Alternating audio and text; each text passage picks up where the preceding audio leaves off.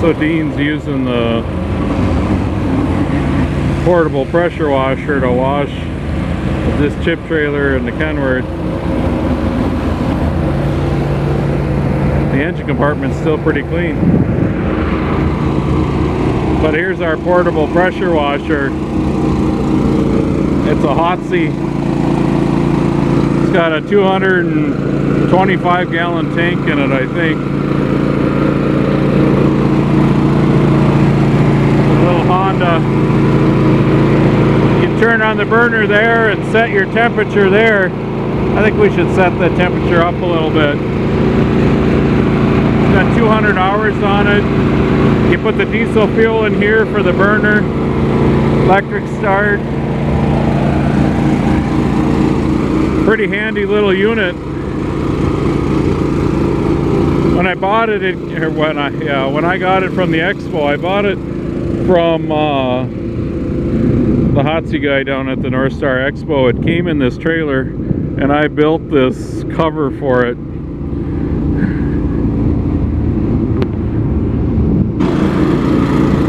So I had him put a 100-foot hose on it, and this is the filter, but there's no filter in it at the moment.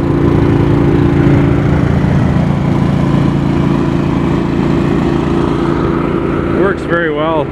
I think it's got, what, 4,000 PSI, 3.5 gallons a minute, something like 4 gallons a minute. It's pretty good. It'll take the stickers off without much trouble. There's a little bit of a funny story behind this pressure washer. I'd wanted one for a while, and he had this one set up at the North Star Expo, and I walked by him the first morning, and I gave him a low ball offer. And he just kind of rolled his eyes at me. But I walked by him about 4 more times that day, and I just kept throwing that offer out there. And he just wouldn't even consider taking that offer. Well, Saturday afternoon when the expo was over, I walked by him one more time, and I said, well, do you feel like dragging that thing all the way back home? Or what do you think of my offer? Well, guess what? He took my offer. Well, I did upgrade it a little bit. I made him, or negotiated putting a longer hose on it, and the rotating nozzle, and I can't remember what, some other things. But he gave me a pretty good price, so he didn't have to drag it home. And I thought that was great, and it's worked out very, very well. So this 5-gallon pail here is full of antifreeze. So we fill the system with antifreeze anytime it's going to freeze. And it's a 5-gallon pail. So it's got this hose attached to it with a shutoff. And you hook it into the system over here.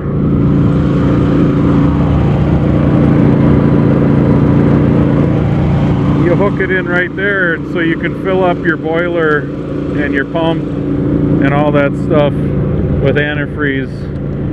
And then it's got a drain tube under there for draining out the water so it doesn't freeze.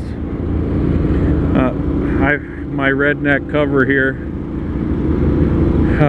it makes it a little more difficult to get at stuff, but on the other hand, it keeps the unit out of the sun.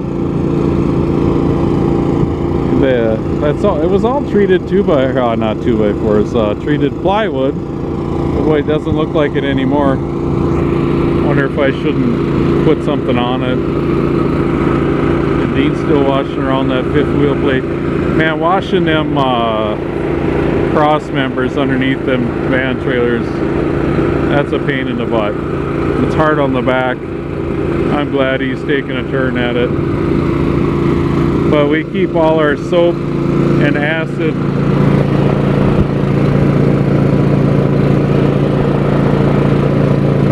with good stuff.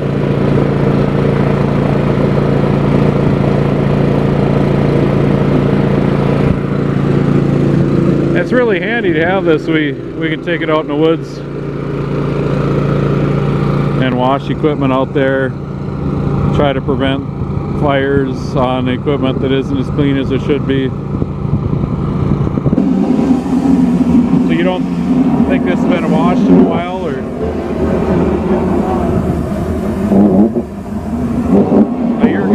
You're getting junk out of there for sure. Do you want the heat on, or is it hard to see with all that steam? Is it hard to see with all the steam? You want me to shut the heat off, or? Okay. The wind's blowing it away. I put an old aluminum road sign. Wow, that's hot.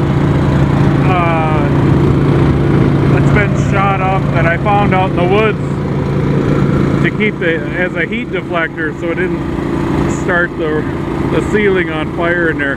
I used to have a pipe that stuck out here and blew out, but I must have lost it going up and down the highway. There's a big bird out there somewhere that doesn't like Kenworths. Hit her dead on.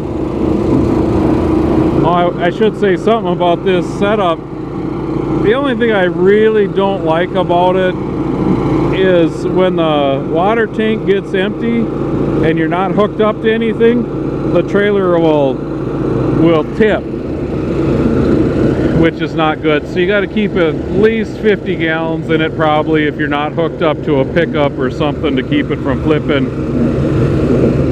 I moved, the washer used to be mounted farther back, and I moved everything as far forward as I possibly could.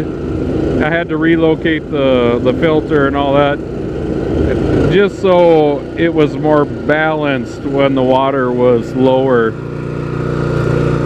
It would be nice if it didn't flop over backwards when you aren't hooked up to something, but oh well. I still like it. So yeah, kind of a handy setup for us. That rotating nozzle on there works really well.